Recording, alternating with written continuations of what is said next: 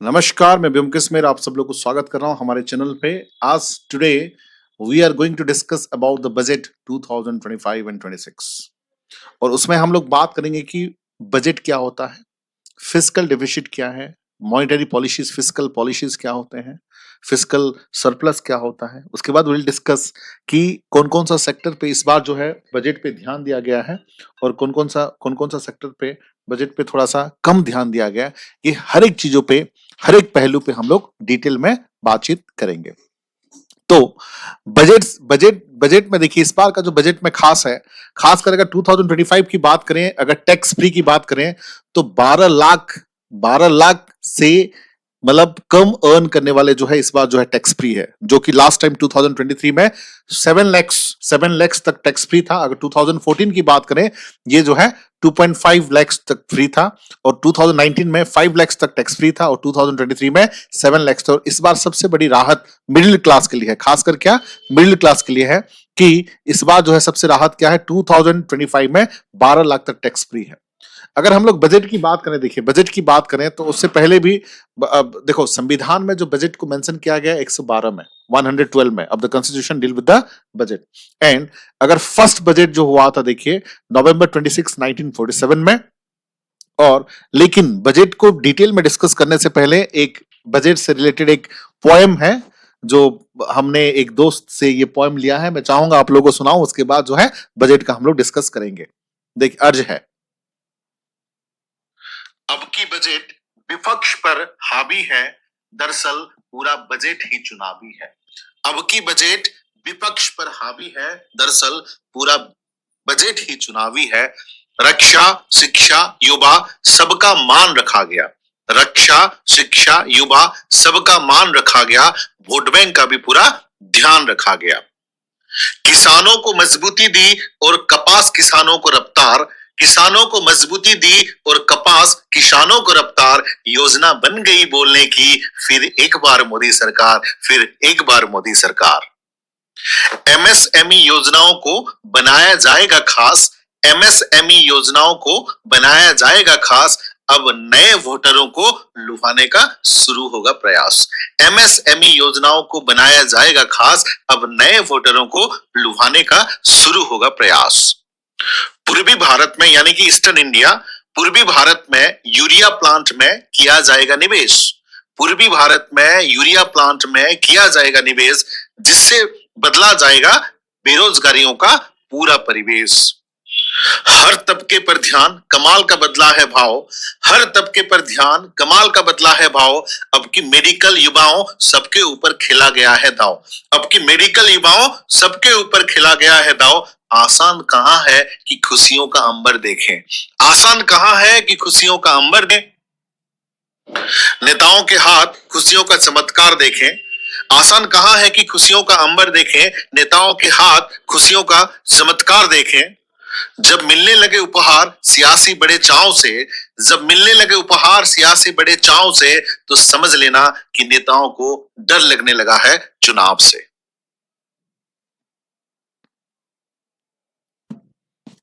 ये पोएम कैसा था? नीचे कमेंट करके बताओ, नीचे आप लोग कमेंट करके बताएं। बट एनीवे आज स्टार्ट करते हैं आज का बजट। देखिए सबसे पहले बजट डिस्कस करने से पहले एक चीज मैं बता दूं, देखिए बजट जो है संविधान में कोई बजट का शब्द नहीं है। तो जो यूनियन बजट है संविधान में उसको लिखा जाता है कि एनुअल फाइनेंशियल स्टेटमेंट। ये देख लीजिए एनुअल फाइनेंशियल स्टेटमेंट, जो कि आर्टिकल 112 में उसको कवर किया गया है। ठीक है, तो बजट की अगर बात करें, सिंपल सी बात है बेटा, जितना गवर्नमेंट देखो, हम इंडिविजुअल लेवल पे क्या होती है, इंडिविजुअल कोई भी फैमिली है कि कितना इनकम होता है और कितना खर्च होता है, उससे रिलेटेड जो चीजें होती है। तो बजट भी ऐसा है कि देश का कितना इनकम हो रहा है और कितना खर्च करना है। बजट का मतलब है, देखो इकोनॉमी सर्वे में क्या होती है कि कितना जो है पिछले साल खर्च किया गया, तो उसका रिपोर्ट होती है। लेकिन बजट में क्या होता है कि अगले साल अब 2025-26 में कितना हमें कौन सा सेक्टर में कितना हमें खर्च करना है, किस तरीके से खर्च करना है, एजुकेशन में खर्च करना है, इंफ्रास्ट्रक्चर में खर्च करना है, हेल्थ में खर्च करना है, वुमेन डेवलपमेंट में खर्च करना है, या फिर किसी भी प्रकार का हेल्थ सेक्टर में खर्च करना है। तो that is known as budget की अगले साल जो एक साल जो खर्च होगा उसका एक रफली एस्टिमेटेड जो चीजें होती है, that is known as budget.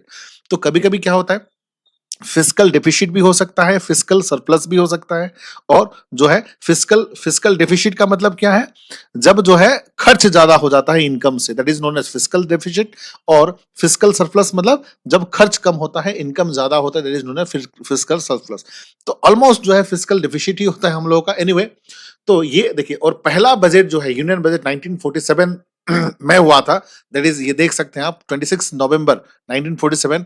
The nation first finance minister उस टाइम पे रिप्रेजेंट किए थे आर के शंखमुख चेट्टी, ठीक है, उन्होंने जो है पहला बजट किया था। और इस बार का बजट का सबसे बड़ा खास है कि 2025 बजट का सबसे बड़ा खास है कि 12 लाख तक जिसका इनकम, एनुअल इनकम अगर 12 लाख है, यानी कि पर महीना इनकम 1 लाख है, तो उसको टैक्स देना नहीं पड़ेगा। लेकिन पिछले साल की बात करूं, 2023 की बात करूं, तो 7 लाख तक जो है टैक्स फ्री था।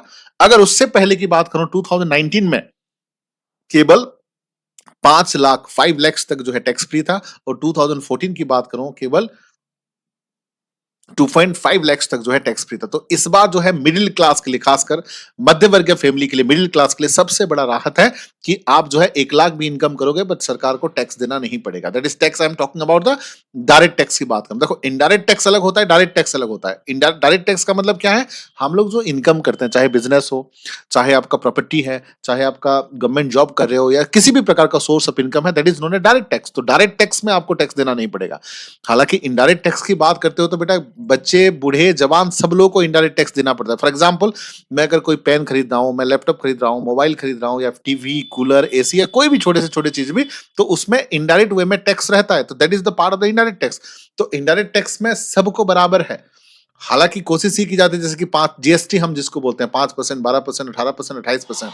लग्जरी आइटम पे 28% होती है, जो बेसिक कम्युनिटी गुड्स होती है जिसमें 5% होती है। तो कोशिश की जाती है, सरकार का हमेशा पॉलिसी रहता है कि अमीरों से ज्यादा पैसा लिया जाए और सब पे बटा जाए। जैसे कि फॉर एग्जांपल हम लोग का इंफ्रास्ट्रक्चर, रेलवेज हो रहा है, या फिर हम लोग का हॉस्पिटल बन रहे हैं, या फिर इंफ्रास्ट्रक्चर जैसे कि एजुकेशन की डेवलपमेंट हो रही है, या इतने लोगों को सैलरी पेंशन मिल रहा है, ये कहाँ से आता है, ये हम लोग के टैक्स से ही आते हैं। तो इनडायरेक्ट टैक्स हर कोई देता है, ध्यान रखिएगा। बट कोशिश की जाती है कि लग्जरी आइटम जो अमीर लोग इस्तेमाल करते हैं उस पर 28% टैक्स या फिर ज्यादा टैक्स लगती है, और जो गरीब, जैसे कि जिसमें नहीं, कुछ कुछ चीजों में टैक्स भी नहीं लगता, और कुछ चीजों में जैसे कि मेडिसिन है, जैसे कि मिल्क है, जैसे कि कॉन्डम है, ये सब जो नेसेसिटी चीज है उस पर टैक्स फ्री होती है। बट नॉर्मली टैक्स का डिवीजन है 5%, 12%, 18%, 28%, जिसमें जीएसटी कहा जाता है, ठीक है। तो हमेशा कोशिश रहता है कि अमीरों से लिया जाए और सब पे बटा जाए। तो एनीवे, बट हम लोग यहाँ पर डायरेक्ट टैक्स की बात करें तो डायरेक्ट टैक्स जो है 12 लाख तक आपको टैक्स देने की जरूरत नहीं है। इस बार ये एक अच्छी राहत है मिडिल क्लास के लिए, ठीक है, मध्य वर्गीय के लिए। देखिए, और इस बार का जो जर्नी है, इस बार का जो टैक्स में 4 चीज पे ज्यादा फोकस किया गया। कौन कौन सा चीज है? एक है एग्रीकल्चर, जैसे कि आप लोग देख पा रहे हैं एग्रीकल्चर, ठीक है। दूसरा है MSME, तो micro small and medium enterprise जिसको कहते हैं, MSME, micro small and medium enterprise. उसके बाद जो है इन्वेस्टमेंट पे ज्यादा फोकस किया गया, क्योंकि जितना ज्यादा इन्वेस्टमेंट करेगा देश इतना विकास होगा।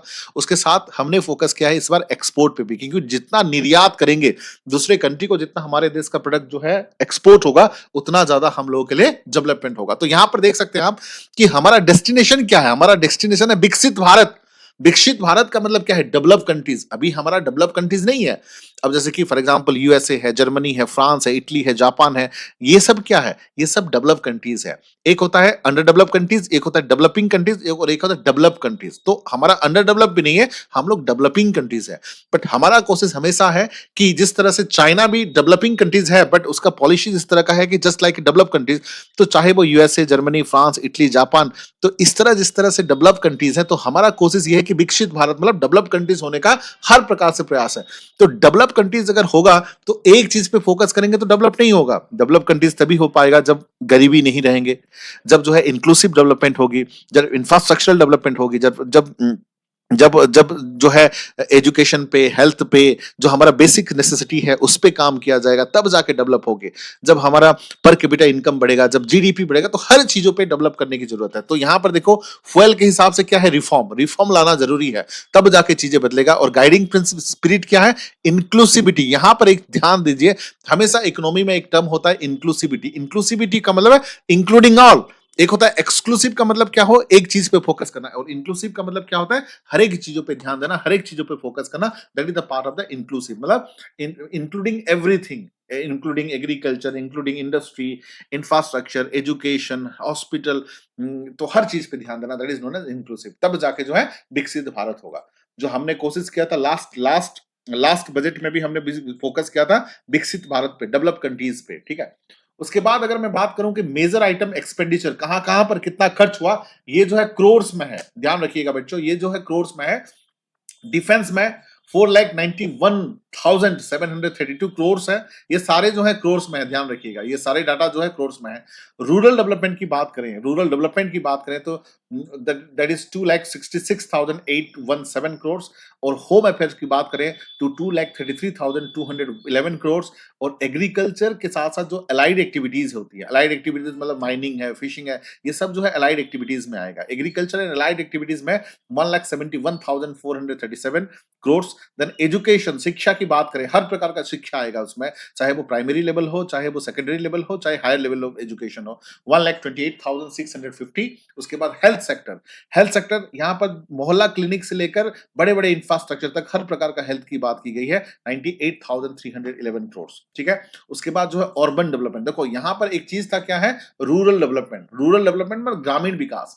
अब भी जो है हमारी कंट्री जो है 70% they are dominated by the rural people, तो रूरल चीजों का भी डेवलपमेंट जरूरी है, बट उसके साथ साथ जो अर्बन डेवलपमेंट है, दिल्ली, मुंबई, चेन्नई, कोलकाता, तो अर्बन डेवलपमेंट के लिए भी 96,777 करोड़ है। ये सब भी डाटा जो है करोड़ में है। उसके साथ साथ आईटी एंड टेलीकॉम, ये जो है आज के डेट में सबसे पावरफुल सेक्टर है, क्योंकि इस बार मैं और भी चीजें बताऊंगा कि स्कूल को ब्रॉडबैंड कनेक्टिविटी की बात की गई है, ज्यादा से ज्यादा लोगों को इंटरनेट फैसिलिटीज की बात की गई है। ये अच्छी बात है, जितना ज्यादा टेक्नोलॉजिकली डेवलपमेंट होगा इंडिया, उतना ज्यादा डेवलप होगा। 95,298 करोड़ की बात की गई है, और एनर्जी सेक्टर पे 81,174 करोड़, और कमर्शियल और कॉमर्स एंड इंडस्ट्री पे 65,553 करोड़, एंड सोशल वेलफेयर की बात करें तो 60,052 करोड़, एंड साइंटिफिक डेवलपमेंट में 55,679 करोड़ की बात हो रही है। देखो, अब एक चीज मैं बता दूं, जैसे कि लास्ट टाइम बजट में आपने देखा होगा यार, इंट्रीम बजट का शब्द लिखा गया है, और इस बार जो है यूनियन बजट की बात की है।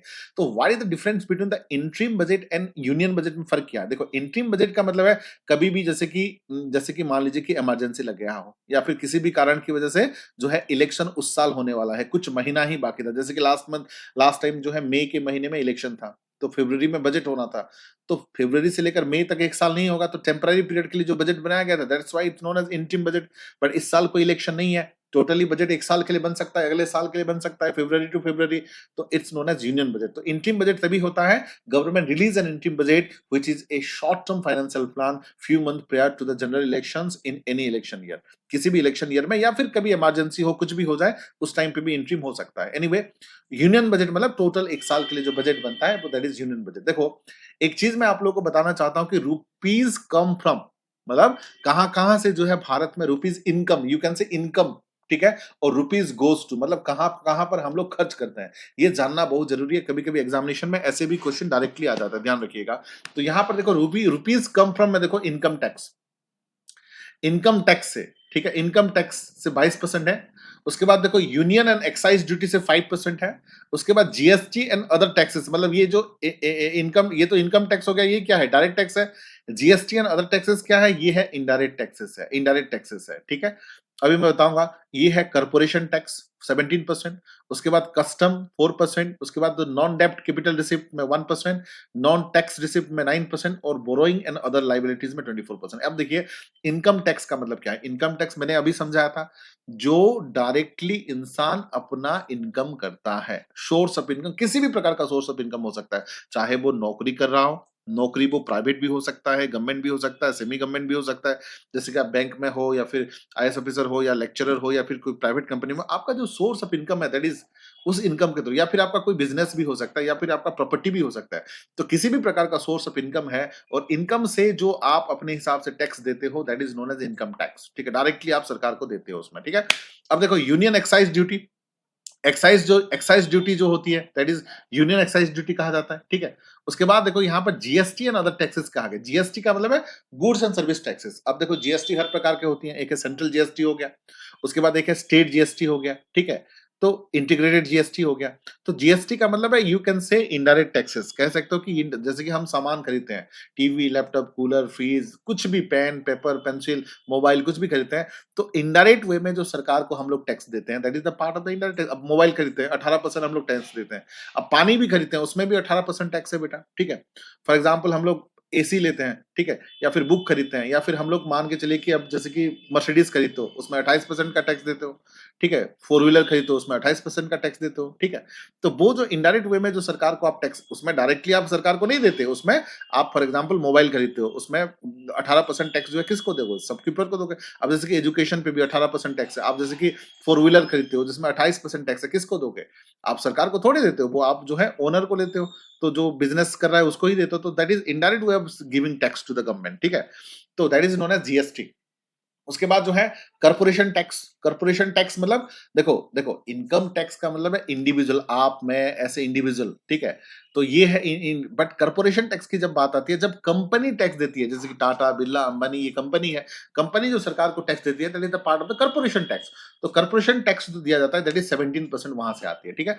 उसके बाद कस्टम। कस्टम टैक्स का मतलब है जैसे कि जो एक्सटर्नल ट्रेड होती है, जिसको हम लोग कहते हैं कि एक्सटर्नल ट्रेड, जिस इंडिया से बाहर को जाना, या बाहर कंट्री से इंडिया को आना, एक्सपोर्ट और इंपोर्ट की जो हम लोग बात करते हैं, that is the part of the custom tax, ठीक है। उसके बाद जो है ये एक्साइज। एक्साइज टैक्स का मतलब है, मतलब जो प्रोडक्शन, उसको प्रोडक्शन टैक्स भी कहा जाता है, ध्यान रखिएगा। प्रोडक्शन पे जो टैक्स लगता है, that is the part of the excise tax. Then उसके बाद नॉन डेब्ट capital received tax, capital received. एक देखो, बोरोइंग एंड अदर लायबिलिटीज में 24% है।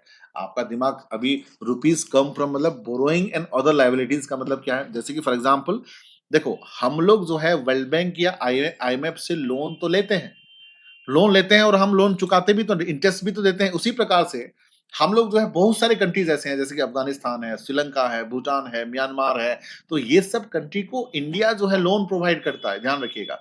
तो जो हम लोग जो लोन देते हैं, उसका इंटरेस्ट रेट हर एक साल वो लोग जो देते हैं, that is the kind of borrowing and other liabilities. अगर मैं बात करूं, जैसे कि हम लोग कहते हैं कि डिसइन्वेस्टमेंट बोलते हैं, जैसे कि हमारा एक प्रॉपर्टी है, या हमारा एक कंपनी है गवर्नमेंट की तरफ से, हम उसको बेचते हैं, तो कोई अगर प्राइवेट कंपनी वाला उसको खरीदता है, तो वो सरकार को ही तो पैसा देगा। सो वो disinvestment is also part of this liabilities. तो बोरोइंग हो सकता है, या फिर लाइबिलिटीज हो सकता है, ये ठीक है, 24% है। अब देखो, रुपीज गोज टू, मतलब कहां कहां पर खर्च, ये तो पहले वाला क्या था, रुपीज कम इन, अभी क्या है, रुपीज गोज टू, कहां कहां पर जाता है, कौन कौन सा चीजें हैं, कहां कहां पर जाता है। देखो, आप देख सकते हो, जैसे कि इंटरेस्ट पेमेंट है। उसके बाद पढ़ लेता हूं मैं एक बार, 16% जो है central central sector schemes excluding capital outlay, defence subsidy 16% है। Then major subsidies, then defence में 8% है। देन उसके बाद state share of taxes and duties, जिसको जीएसटी कह सकते हो। देन उसके बाद finance commission and other transfer. Then उसके बाद जो है सेंट्रली स्पॉन्सर्ड स्कीम। उसके बाद other expenditure and then pension. अब देखो, रुपीज गोज टू कहां पर खर्च होती है, पहला चीज है 20%, सबसे कह सकते हो कि सेकंड हाईएस्ट जो है 20%, फर्स्ट हाईएस्ट जो है 22% है। तो 20% इंटरेस्ट पेमेंट। इंटरेस्ट पेमेंट मतलब मैंने अभी बताया था कि हम लोग जो है वर्ल्ड बैंक से या आईएमएफ से जो लोन लेते हैं, बेटा हमें जिस प्रकार से लोन इंटरेस्ट रेट आता है, हम भी तो इंटरेस्ट रेट देते हैं ना, वर्ल्ड बैंक को, आईएमएफ को, जो इंटरेस्ट देते हैं, that is the part of the interest payment, ठीक है। उसके बाद देखो, सेंट्रल सेक्टर स्कीम, जैसे कि excluding capital outlay and defence and subsidy. Central sector scheme, central sector का किसी भी प्रकार का स्कीम्स में हमें, अब जैसे कि कोई भी स्कीम्स हम लोग बोलते हैं, ठीक है, धनियन योजना हो सकता है, या फिर इंदिरा आवास योजना हो सकता है, कोई भी देते हैं, तो उसमें तो गवर्नमेंट की तरफ से खर्च होती है, तो that is part of that. Then major subsidy, then defence में जो खर्च होती है। उसके बाद जो है state share of taxes and duties, जो स्टेट शेयर करता है टैक्सेस एंड ड्यूटी, उसकी बात हो रही है। Finance commission other transfer, finance commission के पास भी पावर होता है, वो अब जैसे कंटीजेंसी फंड देता है, कंसोलिडेट फंड को जो यूज करता है, उसके साथ साथ जो है ग्रांट इन एड दिया जाता है, इमरजेंसी के टाइम पे जो फंड दी जाती है, वो सब चीजें हैं, that is the part of the finance commission. Finance commission का भी रेस्पॉन्सिबिलिटी होती है कि जब भी इमरजेंसी आए, या फिर जब भी ग्रांट इन एड देना हो, या फिर जब भी कंटीजेंसी डेवलपमेंटल एक्टिविटी के लिए कंटीजेंसी फंड देना हो, तो that is the part of the finance commission का रोल रहता है उसमें। अब देखो, सेंट्रली स्पॉन्सर्ड स्कीम, जितने भी स्कीम्स हैं उसके लिए, और उसके बाद अदर अदर एक्सपेंडिचर, उसके बाद जो है पेंशन। पेंशन पेंशन मतलब जो पेंशन दिए जाते हैं उसका खर्च होती है, ठीक है। तो दिस रुपीज गोज टू, ठीक है। अब देखो, फिस्कल डेफिसिट क्या है। फिस्कल डेफिसिट मैंने बताया था, अगर इनकम कम है और खर्च ज्यादा है, तो उसको फिस्कल डेफिसिट कहते हैं सिंपल भाषा में, ठीक है। तो fiscal deficit is the difference between A government total expenditure and it's total income, ठीक है। जो टोटल एक्सपेंडिचर अगर ज्यादा होता है टोटल इनकम से तो उसको फिस्कल डेफिसिट कहते हैं। फिस्कल सरप्लस किसको कहेंगे? अगर गवर्नमेंट का जो खर्च है वो कम है और इनकम ज्यादा है तो उसको फिस्कल सरप्लस कहेंगे। और एक्सक्लूडिंग बोरोइंग, ठीक है। The fiscal deficit of financial year 2025 has been pegged at 4.8% of GDP and at 4.4% of the financial year 2026, ठीक है। चलिए अब देखो फिस्कल पॉलिसी क्या है, तो ये सब चीजों के बारे में पढ़ना, ठीक है। Fiscal policy is one of the most crucial instrumental used by the government to manage the economic activities of the nation. जो इकोनॉमिक एक्टिविटीज को मैनेज करने के लिए जो पॉलिसीज बनाए जाते हैं उसको फिस्कल पॉलिसी कहा जाता है। Essentially it involve using the government spending taxation as means of direct and economic towards object, किस प्रकार से ग्रोथ होगा, स्टेबिलिटी होगा, इक्विलिटी होगा, ये सब चीजों की बात। मतलब सिंपल लैंग्वेज में ये कहें कि देश का जो इकोनॉमिक कंडीशन को स्टेबल लाना, फाइनेंशियल कंडीशन को स्टेबल लाना, तो किसी भी प्रकार का पॉलिसी, इकोनॉमिक पॉलिसीज होता है, that is the part of the fiscal policy. अब देखो a country is not just it's soil, a country is it's people. मतलब लोगों के लिए ही कंट्री है।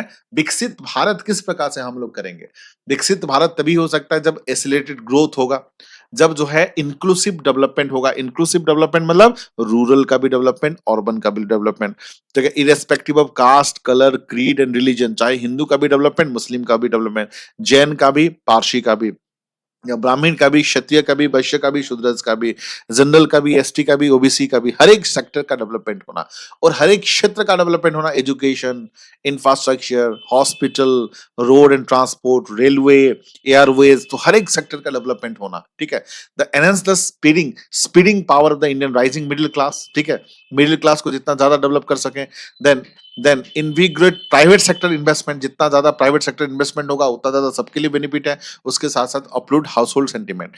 तो ये हर एक चीजों पे ग्रोथ करने की कोशिश की है ताकि लोग जो है ज्यादा से ज्यादा खुश कर सके। अब देखो ये देखो डेवलपमेंट मेजर फोकस ऑन गरीबी, यूथ, अन्नदाता एंड नारी। उसका मतलब गरीबी मतलब पॉवर्टी पे, पॉवर्टी पे फोकस किया गया। पॉवर्टी पे फोकस किया गया का मतलब क्या है?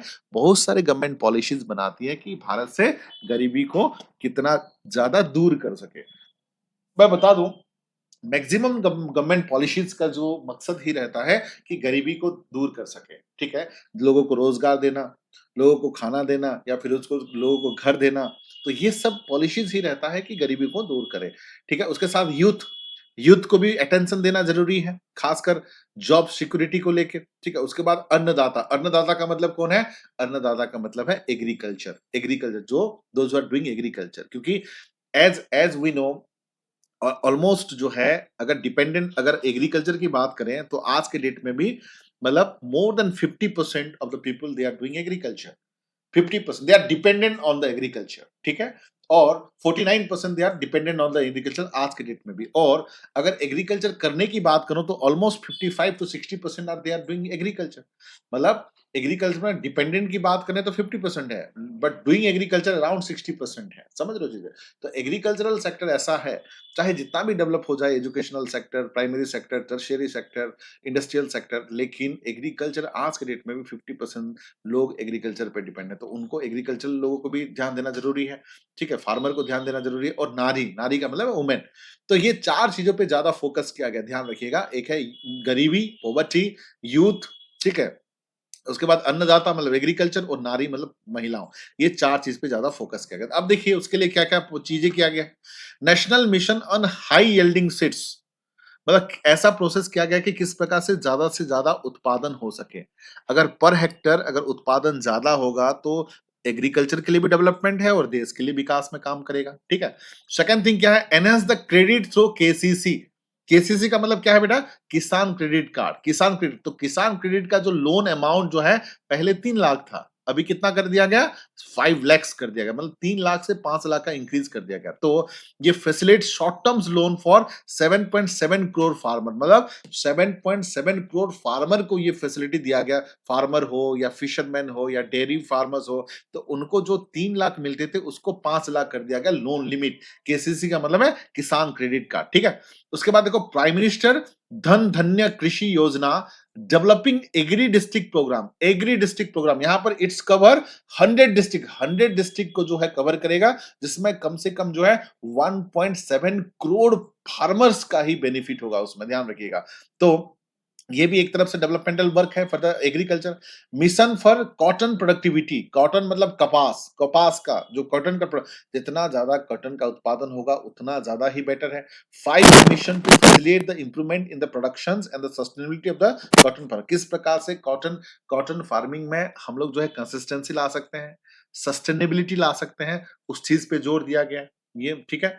उसके बाद जो है देखो makhana board in Bihar to be set up to improve the production, processing, value additions and the marketing and तो मखाना एफपीओ का मतलब है, देखो एफपीओ का मतलब है फार्मर प्रोड्यूस ऑर्गेनाइजेशंस, जिससे एफपीओ इज ए मतलब you can say producer company that helps small and marginal farmer to improve the investment technology and the market. तो किस प्रकार से स्मॉल एंड मार्जिनल फार्मर को ज्यादा से ज्यादा प्रायोरिटी दिया जाए, और मखाना जो कि आप सब लोग खाते हो, ठीक है, तो उस चीज को डेवलपमेंट के बारे में बात की गई है। अब देखो आत्मनिर्भरता इन पल्सेस में आत्मनिर्भरता की बात की गई है। लॉन्चेस 6 ईयर मिशन विद, जिसमें तूर, उड़द, मसूर, ये जो दाल वगैरह होते हैं, उड़द का दाल, मसूर का दाल, तूर का दाल, ठीक है ना, ये सब चीजों में डेवलपमेंट, क्योंकि सबसे ज्यादा प्रोटीन तो उसी पल्सेस में ही होता है। तो उसकी बात किया गया है यहाँ पर कि development and commercial availability of the climatic resilient seeds, ठीक है, ऐसे सीड्स बनाया जाए जो कि हर प्रकार का मतलब कमर्शियल पर्पस में भी इस्तेमाल हो सके। तो किस प्रकार से प्रोटीन कंटेंट को बढ़ा सकें, किस प्रकार से प्रोडक्टिविटी को बढ़ा सकें, किस प्रकार से पोस्ट हार्व स्टोरेज करने की कैपेसिटी को बढ़ा सकें, मैनेजमेंट को बढ़ा सकें, तो किस प्रकार के फार्मर को ज्यादा मतलब प्राइस मिले ये डेवलपमेंट, ये प्रोडक्शन करने के बाद, उस चीजों को हमेशा ध्यान रखा गया यहाँ पर। उसके बाद देखिए India post as a catalyst for the rural economy, ठीक है। रूरल इकोनॉमी, देखो भारत को डेवलप करना है तो रूरल इकोनॉमी को डेवलप करना बहुत जरूरी है, और रूरल इकोनॉमी को हम किस प्रकार से उनको इंश्योरेंस दे सकें, उनको डिजिटल एसेस कर सकें, उनको माइक्रो एंटरप्राइजेस को क्रेडिट दे सकें, उसके साथ साथ जो है डीबीटी का मतलब है डायरेक्ट बेनिफिट ट्रांसफर कर सकें, ठीक है, कैश आउट और ईएमआई पिकअप कर सके, तो ये सब चीजों पे उन्होंने ध्यान दिया इस बार, ठीक है। अब देखो development major focusing on the garibi youth annadata and nari, फिर से मैं बताऊंगा सपोर्टिंग एमएसएमई का मतलब वही चीज है, micro small and medium enterprises. तो micro small and medium enterprises के जितना ज्यादा हो सके उतना ज्यादा कोशिश की गई है। उसके साथ देखिए credit card for the micro enterprises, मतलब कस्टमाइज क्रेडिट कार्ड जो कि 5 lakh limit for the micro enterprises on Udyam portal in the first year 10 lakh such card will be issued, मतलब 5 लाख उनको दिए जाएंगे क्रेडिट कार्ड्स, उसके साथ साथ ऐसे 10 लाख लोगों को दिया जाएगा, ये अच्छी बात है हम लोगों के लिए। Then scheme for the first time entrepreneur, जो पहली बार जो है एंटरप्रेन्योर में है उनको देखिए 5 lakh first time entrepreneur, 5 lakh for the 5 lakh first time entrepreneur के लिए, जिसमें महिला हो सकते हैं, शेड्यूल कास्ट हो सकते हैं, शेड्यूल ट्राइब्स होते हैं, जो न्यू स्कीम है उनको जो है 2 करोड़ तक 5 साल के अंदर 2 करोड़ तक दिए जा सकते हैं, ठीक है। उसके साथ साथ अगर मैं बात करूं manufacturing mission with the mandate focus on, ठीक है, किस प्रकार से बिजनेस किया जाए, किस प्रकार से उनका जो सपना है उसको पूरा किया जाए, किस प्रकार से एमएसएमई को एक वाइब्रेंट या डायनेमिक किया जाए, किस प्रकार से टेक्नोलॉजी का एडवांसमेंट किया जाए, किस प्रकार से क्वालिटी प्रोडक्शन किया जाए, उस चीज पे उन्होंने पूरी तरह से ध्यान दिया। उसके बाद देखिए measures for the labour intensive sector, जिसमें focus product scheme for the footwear and leather sector, तो फुटवेयर और लेदर सेक्टर पे भी कोशिश की है। Scheme is expected to facilitate the employment for 22 lakh person, generated turnover and 4 lakh crore, export over 1.1 crore. And उसके साथ साथ जो है major for the toy sector, toy मतलब जो टॉय बनाते हैं, ठीक है, to focus on the development of cluster skill and a manufacturing ecosystem, this will create the high quality unique innovative and sustainable toy made in India, मतलब जैसे कि आज के डेट में मेड इन चाइना बहुत चलता है टॉय के मामले में, तो यहाँ पर फोकस किया गया कि मेड इन इंडिया कितना कर सके, जितना कम प्राइस में वो इफेक्टिवली स्किल्ड वे में बेस्ट क्वालिटी के साथ यूनिक इनोवेशन लेके हम आए और कर सके, उस पर फोकस किया गया, ठीक है।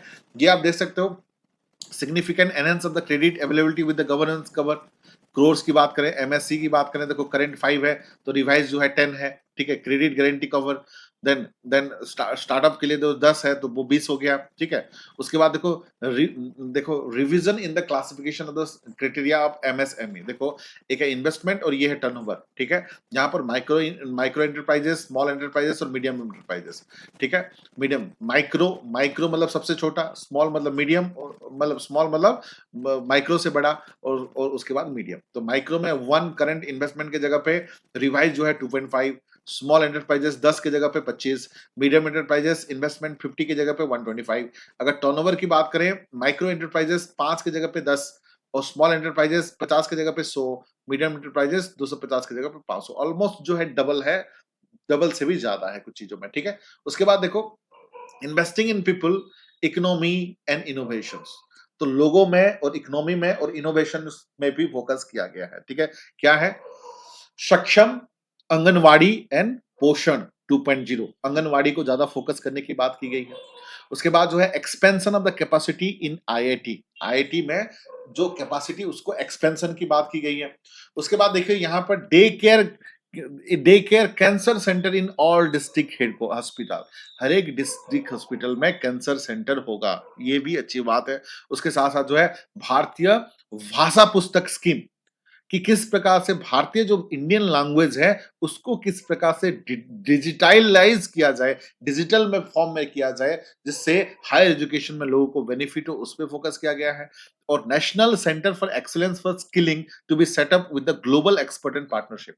उसके साथ साथ देखो अटल थिंकिंग लैब्स, 50,000 लैब्स जो सेटअप किया जाएगा government school in the next 5 year. उसके साथ देखो centre for excellence in artificial intelligence for the education with total layout of 500 crore. उसके बाद देखो मैं बात कर रहा था broadband connectivity to the school, government school और प्राइमरी हेल्थ कंसर्न। अगर ब्रॉडबैंड फैसिलिटीज होगा, अगर इंटरनेट कनेक्शन होगा स्कूल में, प्राइमरी हो या सेकेंडरी में हो, तो जाहिर सी बात है, अच्छी बात है ये लोगों के लिए। Then expansion of the medical education, ठीक है। Expansion of the medical education 10,000 additional seats with the goal of adding 75,000 seats in the next 5 year. जो 10,000 की जगह पे 75,000 सीट्स ऐड हो जाएंगे। तो ये PM then Sabnidhi to be rampant with the emphasis loan from the bank, UPI linked credit card and capacity building support किस प्रकार से। then when welfare on the online platform worker, ठीक है, registrations on the e-Sharma portal then healthcare under PM Jan Arogya Yojana. तो ये सब चीजों पे फोकस किया गया है, इस बार ध्यान रखिएगा, ये सब चीजों पे इस बार जो है फोकस किया गया है, ठीक है। ठीक है, अब देखो investing in the people, economy and innovations, ठीक है। अब देखो support state for the infrastructure, infrastructure के लिए सपोर्ट के साथ साथ उसके बाद देखो outlay of 1.5 crore to 50 years interest free loan to state for the capital expenditure in the incentive to reform. उसके बाद देखो जल जीवन मिशन, ठीक है, तो अचीव जो है 100% कवरेज करने की कोशिश की गई है, मिशन एक्सटेंड टिल 2028 तक एक्सटेंड किया गया है। उसके बाद जो है पावर सेक्टर रिफॉर्म की बात की गई है, ठीक है, additional borrowing of 0.5 GSDP to state the contingency of this reform. उसके बाद देखो एसेट मोनेटाइजेशन प्लान 2025 to 30, जिसमें learns to ploughed back capital of 10 lakh crore in new project. उसके बाद जो है अर्बन चैलेंज फंड, जिसमें 1 lakh crore to implement the proposal for the cities at the growth hub, ठीक है, किस प्रकार से मतलब एक ग्रोथ हब, सैनिटेशन, वाटर, ये सब चीजों पे काम किया जाए, उस चीजों पे बात की गई। उसके साथ साथ देखो यहाँ पर मेरी टाइम डेवलपमेंट फंड की बात की गई है, ठीक है, जो कि with a corpus of 25,000 crore long term financing with 49 contribution to the government. उसके बाद यहाँ पर जो है nuclear energy mission for the Viksit Bharat के लिए न्यूक्लियर एनर्जी मिशन की बात की गई है। और यहाँ पर जो है Udan, regional connectivity to 120 new destinations and carry 4 crore passenger in the next 12 year. मतलब जो उड़ान, मतलब अगर एयरपोर्ट की बात करें या जो रीजनल कनेक्टिविटी की बात करें, तो 120 न्यू डेस्टिनेशन बनाया जाएगा, 120, जो कि carry 4 crore passenger, 4 crore passenger को जो है एयरवे में ट्रांसफर कर सकता है नेक्स्ट 10 साल में। तो एयरवे का भी जो है डेवलपमेंट की यहाँ पर जो है बात हुई। जितना ज्यादा एयरवे होगा, हम लोग का जो टाइम कंजप्शन है वो जो है कम हो जाएंगे, ठीक है। अब देखो अब देखो, tourism for the empowerment growth, tourism tourism के लिए 50 tourist destination site to be develop in the partnership with the state. State के साथ पार्टनरशिप करके 50 ऐसी जगह है जो कि टूरिज्म, किस प्रकार से टूरिज्म का विकास हो सकते हैं उस पर काम किया जाएगा। जैसे कि फॉर एग्जाम्पल, अब जैसे कि हमने बात किया था राम मंदिर के बारे में, या फिर गंगा स्नान, कुंभ स्नान हो रहा है, उसका जिस प्रकार से डेवलपमेंट हुआ उस तरीके से स्टेट के साथ कनेक्ट करके 50 टूरिज्म प्लेस बनाएंगे। उसके साथ introduce the streamline e visa facilities, ठीक है। Then intensive skill development programmes for और wood, then perform link intensive to states. उसके बाद Mudra loan for the home states. उसके बाद जो है easy travel and connectivity to the tourist destination, किस प्रकार से टूरिस्ट डेस्टिनेशन को इजीली ट्रैवल कर सकते हैं उसके बारे में बात किया जाएगा, ठीक है। उसके बाद देखो, investing in people economy and innovation में से PM research fellowship to provide the 10,000 fellowship for the technological research, IIT IAS के लिए। उसके बाद जो है gene bank for the crops germplasms, जिसमें second gene banks with 10 lakhs germplasms lines to be set up for the future food and securities.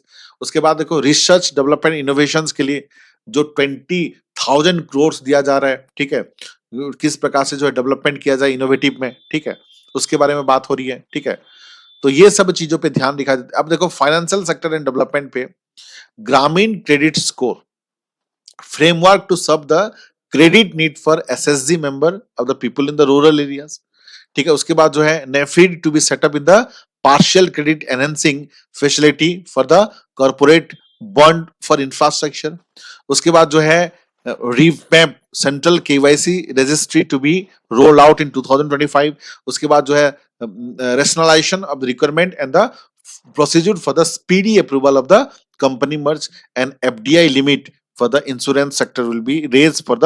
देखो, हर चीजों पे फोकस किया गया है, किस प्रकार से फाइनेंशियल सेक्टर एंड डेवलपमेंट का फोकस किया जाए, किस प्रकार से जो है ग्रामीण क्रेडिट स्कोर जो है बढ़ाया जाए, किस प्रकार जो है सेंट्रल केवाईसी रजिस्ट्री को जो है मतलब ये फोकस किया जाए, किस प्रकार जो है एफटीआई लिमिट की बात की गई है। तो हर चीजों पे डेवलपमेंट की बात की गई। अब देखिए, एक और चीज है, डायरेक्ट टैक्स प्रपोजल में एक चीज है, देखो पहले जो चीजें था, अब देखो अलग अलग सेक्शन में डिवाइड कर दिया गया। Personal income tax reform with a special focus on the middle class, जो मिडिल क्लास के लिए ज्यादा फायदा होगा। देखिए, 0 to 4 लाख जो है नील, 4 से 8 लाख जो है केवल 5% देना पड़ेगा, 8 से 12 लाख को केवल 10% ही देना पड़ेगा। उसके बाद जो है 10 से 16 लाख कमा, ये एनुअल, 10 से 12 लाख मतलब ये एनुअल कमाने वाले, मतलब जिसका 8 से 12 लाख है एनुअल इनकम, उसको 10% देना है। जिसका 12 से 16 लाख है उसको 15% देना है, और जिसका 16 से 20 लाख है उनको 20% देना है, और जिसका 20 से 24 है उनको 25% देना है, और जिसका 24 से ज्यादा है उसको 30% देना है। पहले क्या था, 15 लाख से ज्यादा किसी का इनकम था तो ये 20 या 25 या ऐसा परसेंट नहीं था, डायरेक्टली 15 से सीधा जो है 30% देना पड़ता, मतलब 15 लाख से। अभी जो है डिवीजन कर दिया गया कि 12 से 16 जो है 15%, 16 से 20 जो है 20%, 20 से 24 जो है 25%, और 24 से ऊपर जो है 30%। तो ये एक अच्छी बात है, ठीक है। तो ये मध्य वर्गीय के लिए, मिडिल क्लास के लिए एक अच्छी बात की गई है। तो tax deduction limit for the senior citizen double from 50,000 to 1 lakh, and the annual limit for 2.4 lakhs for TDS on rent increased to 6 lakhs। तो ये जो चीजें किया गया, देखो ये जो खास कर जो चीजें किया गया 5%, 10%, 15, 20, 25, 30, ये एक अच्छी शुरुआत है मिडिल क्लास के लिए, ठीक है। फिर से देख लीजिए, 4 लाख 0 से 4 lakh 4%, 4 to 8 5%, 8 to 12 lakhs 10%, 12 to 16 15%, 16 to 20 20%, 20 to 24 25%, और 24 से ज्यादा 30%। क्लियर है। एंड ये मैंने बता दिया था आपको रुपीज कम फ्रॉम, और ये रुपीज गोज टू भी बता दिया था, और एक्सपेंडिचर भी आप लोगों को बता दिया। तो इस बार का सबसे फायदा है कि 2025 तक 12 लाख टैक्स फ्री है, ठीक है। ये था इस बार का बजट। बजट को और भी डिटेल में हम लोग लाएंगे, ठीक है, और भी डिस्कस करेंगे, ठीक है। अभी के लिए इतना ही, बट ध्यान रखिएगा किसी भी प्रकार का चीजों में कंफ्यूजन है तो आप इस नंबर पे कांटेक्ट कर सकते हो। और हमने एग्जाम कैंपस ऐप हमने स्टार्ट कर दिया है। एग्जाम कैंपस नीचे ऐप, नीचे जो है लिंक में दे दिया जाएगा, और हमने कोर्स स्टार्ट कर दिया है। और खासकर प्रीलिम्स को ध्यान में रखते हुए कि प्रीलिम्स में कौन सा किताब पढ़ना है, किस प्रकार से पढ़ना है, स्ट्रेटेजी क्या बनाना है, सब कुछ ध्यान में रखते हुए हमने फोकस करके बनाया है। तो किसी भी प्रकार का दिक्कत है तो आप इस इंस्टाग्राम हो, टेलीग्राम हो, फेसबुक में हो, या व्हाट्सएप पे जुड़ सकते हो, व्हाट्सएप पे मैसेज कर सकते हो आप, ठीक है। तो कोर्स भी लेना हो तो व्हाट्सएप पे मैसेज कर सकते हो। उसके अलावा आपको अगर मेंटरशिप चाहिए, कैसे पढ़ना है, किस प्रकार से पढ़ना है, कौन सी किताब पढ़ना है, पर्सनल मेंटरशिप चाहिए तो मुझसे आप जुड़ सकते हैं इस नंबर पे। This is my number 8527 007432। ठीक है, आज के लिए इतना ही। Thank you all, have a nice day. जय हिंद।